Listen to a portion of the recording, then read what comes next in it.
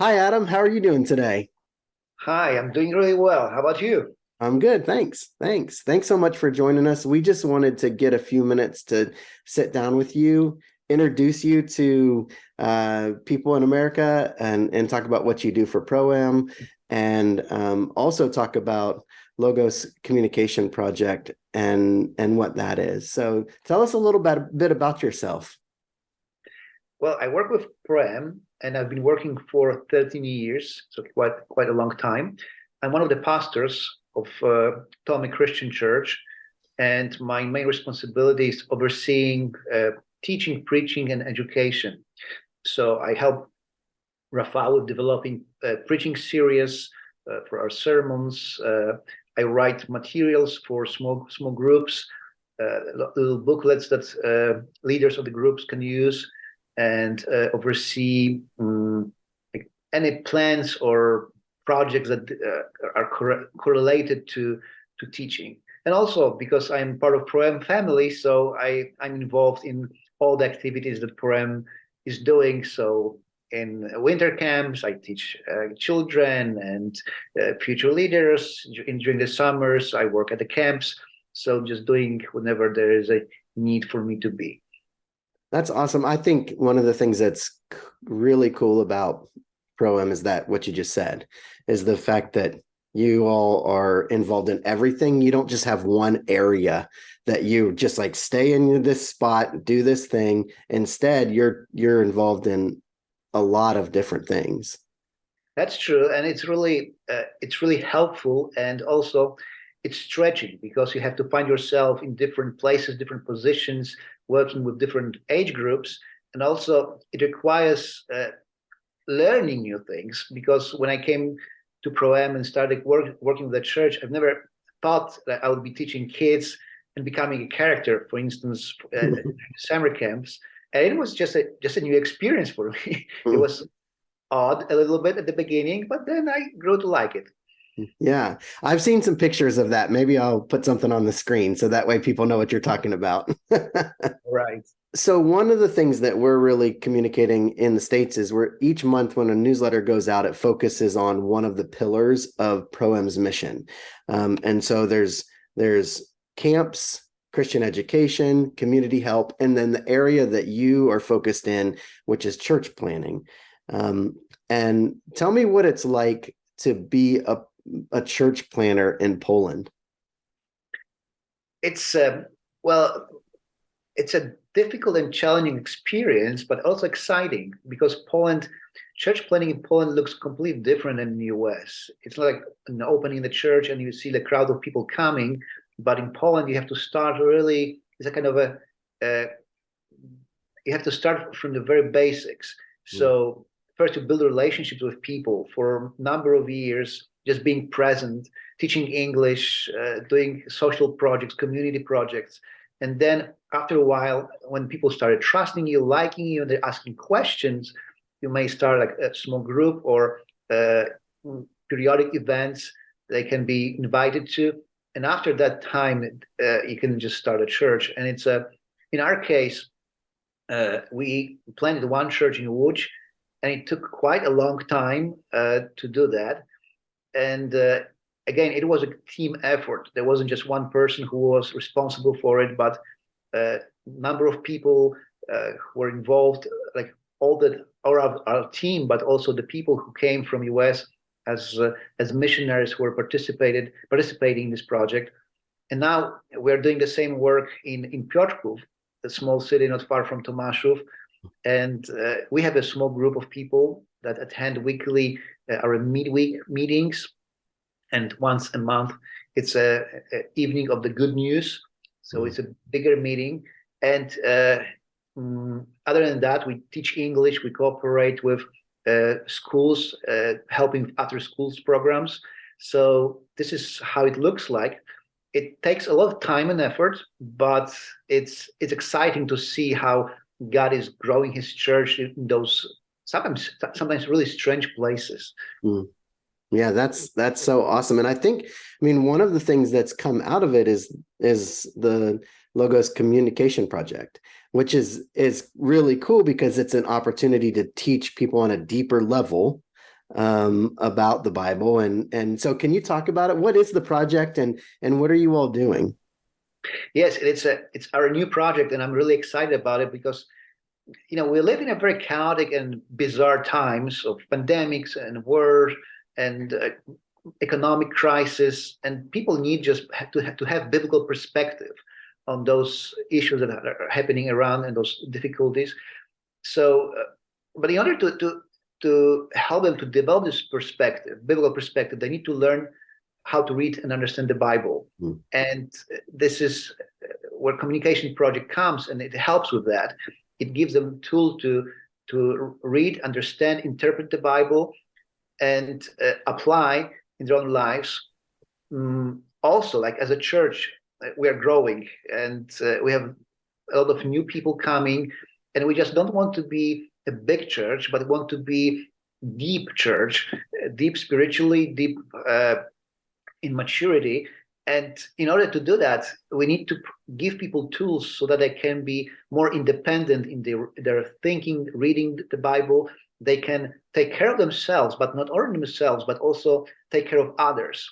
And we just simply speaking in the context of church planting, we need to have new leaders, new small group leaders, preachers, teachers, and it doesn't happen over a day. So it's a long process, and we want to help people with that. That's why we call it Communication Project, because it's not only about the reading the Bible, understanding the Bible, but also communicating on very different levels. Because I think that, of course, we want to teach people how to preach or deliver some short reflections, devotions, but also we want people to be able to just share their faith and be able to explain the text or the biblical passage to their friends, neighbors, maybe lead a Bible study, or just simply tell a story. So like storytelling will be an important part of our curriculum. So just telling biblical stories in situations when they are needed, when they fit. So we want our people who are church members of our church to actually see themselves as a part of Missio Dei, the mission of God, and be equipped to participate in the mission of God wherever they are placed and they happen to be. Well, why? So in the States, I wouldn't say that there's more biblical literacy, that kind of exists, but maybe there's more access to it. In with Poland being a mostly Catholic country, is there opportunity for a regular person to have biblical literacy like this? Yeah, I mean, you're providing something to them that maybe they don't have access to. Is that accurate or inaccurate? It is accurate because you can, of course, you can purchase Bible in Poland, or you can listen to sermons, and with internet you have access to many sermons and many church services. But I would say that we live in times when there is a problem of literacy in general. People can read, they're able to read on a very functional level, to function, to fill out the forms, papers, to read about discounts, but they have problems kind of following the argument, understanding the longer text. And so our mission, our goal is just to encourage people to read. First, start reading the Bible. That's the big success, the first step. And then reading and understanding. And I think that there are not many programs that actually are addressed to people who don't want to dive into academic setting and just want to learn how to study the Bible, and to help them with that on a regular basis. So in this respect, our program is quite new. And what is unique, it started in our church, in our community, and it's addressed mostly to the people from our church. And we have 60 people sign up. Oh man, that's awesome. Which is more than some schools in Poland. Theological schools have students, which actually shows there is a huge need for it. And people see the need. They're hungry to learn more about how to read the Bible and communicate. And it was surprising for me, because when I was introducing the program, I was telling it's about communication. So you would have to say something at the end. Like, well, some people might say like, oh, I want to just learn how to read, but not to communicate. But it didn't scare people away. They just said, yeah, we want to communicate. We see the need for it. Oh, that's so cool. Yeah. And one thing that I didn't say earlier is like your background is in theology. Like you've spent a lot of time, you're working on your thesis right now. Talk about real quick, talk about like your path to where you are today as far as study. It was a very exciting path, and I started studying theology in Poland at Warsaw Theological Seminary. I got my bachelor's there. Then I went to Canada for 1 year, transferred all my credits there, and got Canadian bachelor's. And then I studied at Lincoln Christian Seminary when I got my MA in preaching, because my main focus was always biblical interpretation and preaching. Came back to Poland, and in Poland studied linguistics for 3 years. And then I finally was able to fulfill my dream to pursue my PhD. I studied at Lincoln, at Spurgeon's Spurgeon's College in London, and in 2019 I got my PhD. Now I'm just trying to publish my thesis, so it's being copy edited, and soon it will be available. So that's my path.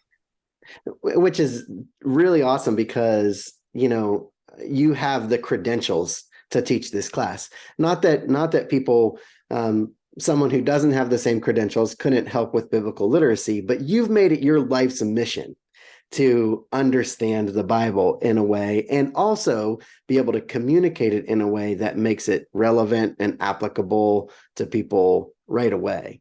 It's really cool. That's true.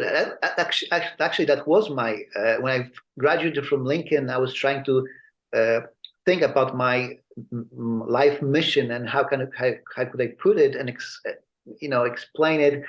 And I just thought that I could spend my life teaching how to read the Bible and how to communicate it, and just talk about the Bible. So the topic is so huge and so exciting that it's actually lifetime is not enough to do that. Yeah, that's so cool. So tell me, like you have 60 people signed up. What kind of life change are you seeing in people from the class? We had 4 meetings. Well, actually, we're going to have the 4th meeting this Thursday, so in 2 days. And first of all, I see them being excited about the Bible and studying the Bible. Second thing I see, which is very encouraging for me, they're not scared, because it's really easy to make things so complicated that people say, well, it's not for me. It's not like, well, you have to be really academic, or you have to go to school, study theology to understand this. And I didn't hear a single comment like that. And we have a variety of people. One of the most encouraging characters is one guy who recently came back from rehab, and for a period of time was homeless. And he came to our meeting. He was baptized this summer. He came to our meeting, and I was like, that's interesting. I'm just curious how he's going to his perspective, how he's going to deal with all this information.